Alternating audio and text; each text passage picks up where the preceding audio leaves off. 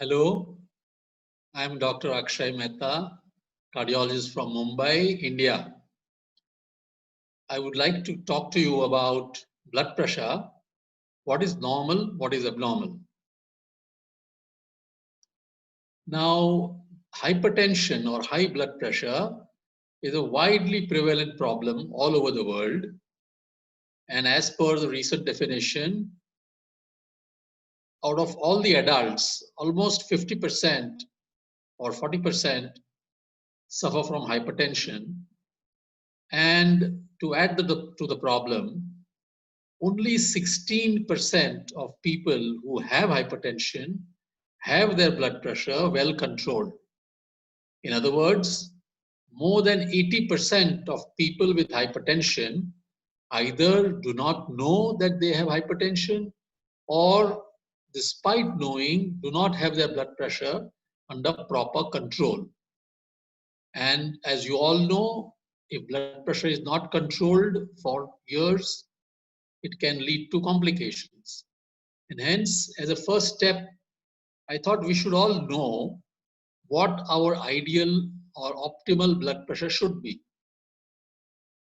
So what should be your ideal blood pressure? 100 plus age, or it should be less than 140 by 90? Should it be less than 130 by 80 or less than 120 by 80? To answer this problem, there were a lot of studies that have been done. And one of those studies is the present one that is seen on the slide, a study of 1 million adults. And it showed that for people whose blood pressure were above 115 by 75, their mortality rates increased with rising pressures, such that the mortality due to heart disease doubled for every 20 millimeter increment in systolic blood pressure and 10 millimeters increment in diastolic blood pressure. Hence, from this graph, one can see that the ideal blood pressure would be less than 120 by 80. In other words, the blood pressure level associated with the least chances of complications related to it, which is less than 120 by 80. Now, before we go further, do we judge our blood pressure based on only one reading? No, ideally it should be judged after multiple properly taken readings over a few days or weeks, and in addition with the help of home or ambulatory blood pressure measurement whenever feasible.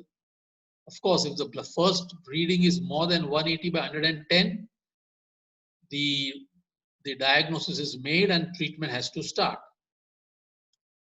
So now we said 120 by 80 and less is ideal. So is a blood pressure above 120 by 80 called hypertension? No. Hypertension is a BP level above which the benefits of treatment are distinctly more than the risks of treatment. And this ratio is best seen when the blood pressure is more than 130 by 80 according to the American guidelines and more than 140 by 90 according to the other guidelines. However, though the guidelines differ a little bit, the target ideal blood pressure on treatment is the same. That is 130 by 80 if it is well tolerated, especially in people with multiple risk factors with heart disease or abnormal tests. And this is very important for Indians because we are already at high risk, and the stroke risk is also reduced the lower the blood pressure. Hence, the target blood pressure should be less than 130 by 80 if it is well tolerated. If it is not well tolerated, then one can be a little lax and go up to 140/90. But ideally, if possible, the goal should be to reach a pressure below 130 by 80. Now, if it is higher than 130 by 80, should we start medications right away? Well, no.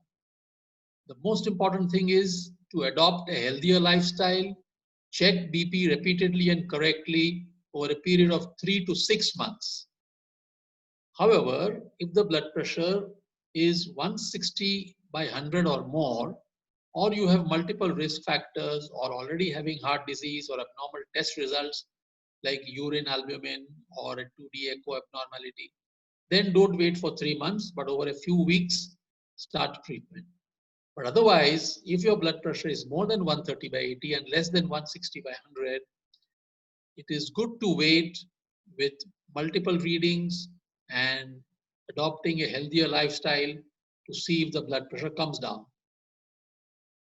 Now, we said ideal is less than 120 by 80 and hypertension is 130 by 80 and more. So what is the pressure in between? Well, that's a no man's land, but it is called elevated blood pressure. It does not require treatment because the drugs can cause side effects, but best is to watch the blood pressure carefully over repeated checkups and over a few months and years, and watch with a healthy lifestyle. Now, what if out of the two numbers, only one is high? Now, for example, in a patient A, both the numbers are high, the systolic and the diastolic. In patient B, the systolic 145 is higher than normal, whereas the diastolic 70 is within normal limits. So though the diastolic is within normal limits, because the systolic is high, this patient has to be called as a hypertensive. Patient C has only a diastolic which is above normal, 95, though the systolic is normal. Yet this patient is also said to have hypertension. So hypertension is diagnosed even if one of the numbers is abnormal. And which is more important, the upper number or the lower number, or both? Well, if you track blood pressure profile with age, then it is found that up to the age of 50 to 60 years, both the numbers go up. But after the age of 60, the diastolic, the lower number, flattens out or even becomes lower than normal, and the systolic rises with age.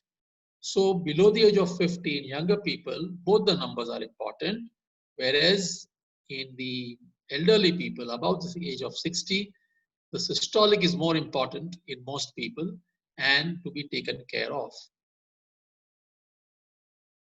Now, conversely, how low is too low for blood pressure? Well, if you have no symptoms, especially on standing, like blackouts or dizziness, if you are not on medications, if you don't have any disease like high fever or heart attack or blood loss or vomiting, diarrhea, etc., and if it is your usual blood pressure, then up to 90 by 60 is quite all right. But if you have coronary artery disease and you are on medications, then below 110 by 70 is not a good thing to have. And hence, if you have heart disease and you are on medications, you should see that the blood pressure does not persistently remain below 110 by 70.